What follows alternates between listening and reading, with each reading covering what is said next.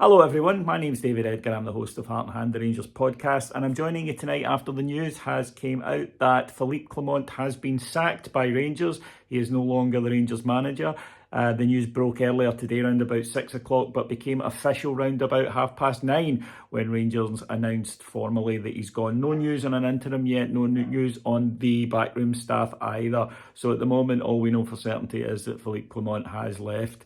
And I think it should have been done 2 weeks ago. I think Rangers didn't learn from recent sackings that there comes a point where a manager is done, they can't afford to lose another game, or they're just going to go, and it just festers until that next loss. We saw that with Michael Beale, and after Queen's Park it was inevitable that Philippe Clement would be leaving Rangers. So how do we judge his tenure at Ibrox? Well, I think time always gives you a better indicator of it, but he said something in his press conference on Saturday after the defeat to St Mirren, where incidentally, if you watch my videos on here, you'll know that I've said in my Saturday video that he looked like a man who knew his time was up. His body language has changed, so I don't think it'll come as a big shock to him to be dismissed today. But he said something I thought that was quite interesting. He said, when I arrived, the building was on fire.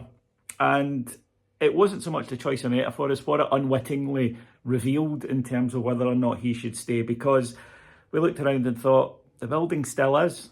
And that's the problem. In 18 months, he had not been able to move us along. Initially, it looked as though he would. He got off to a great start, and Rangers for 6 months did really, really well. He got us through to the next stage in Europe. He won the League Cup with that victory over Aberdeen, and he got us back to the top of the table. But when the wheels came off, they came off spectacularly, and he was never, ever able to reattach them. It all started with a defeat to Motherwell that we just thought was a bit of a one-off. But after that disastrous day up in the Highlands to Ross County, I think really the first nail in the coffin came 3 days later when we played Dundee and looked a nervous wreck, and we drew 0-0 and really poor performance. And the manager came out afterwards and told us how good a performance it had been, even though Dujon Sterling had said it had been shit. And the manager then said that, Dujon's a young player, he's inexperienced, they'll learn.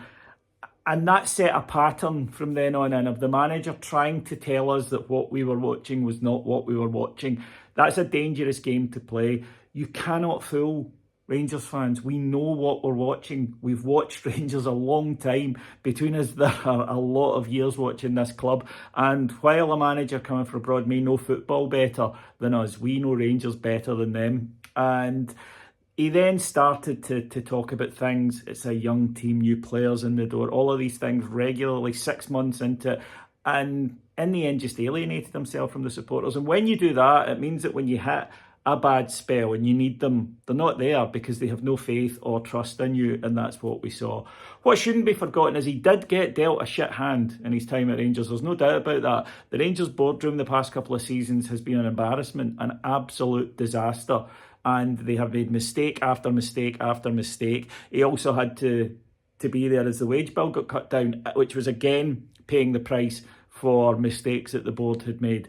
It looks as though they're on their way as well with the sale to the consortium from America, and that's another positive thing for the club to get new management in place where it really, really counts.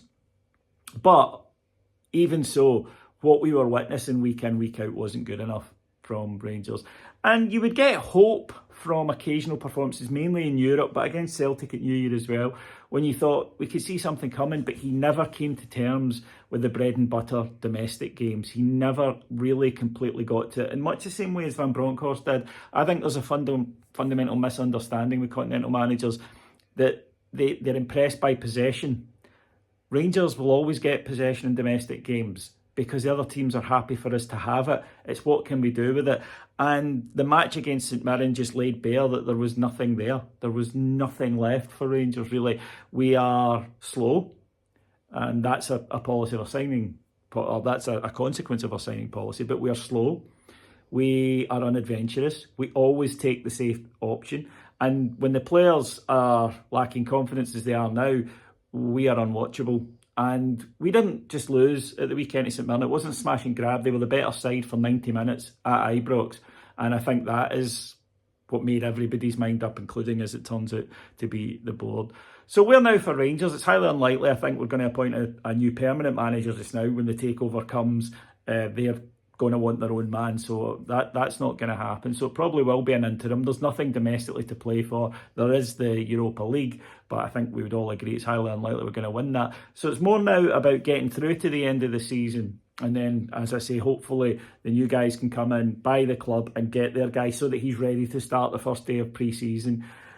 Rangers have been a shambles off the park, and that was not Philippe Clement's fault. But for most of his tenure, we weren't very good on it, and that was his fault, and that's why he's left. I think it was the right move. Never nice seeing somebody lose their job, but at the end of the day, Rangers is what matters. And now we need to move forward and start getting things right on and off the park. For far more coverage on this, go to our website. It's patreon.com/Heart and Hand. Loads of discussion on it already. Loads more coming over the next few days. And if not, and you just want to hear a free show, it'll be with you this time tomorrow night. I'll speak to you again on here after we take on Kilmarnock on Wednesday night. Take care, everybody. Bye-bye.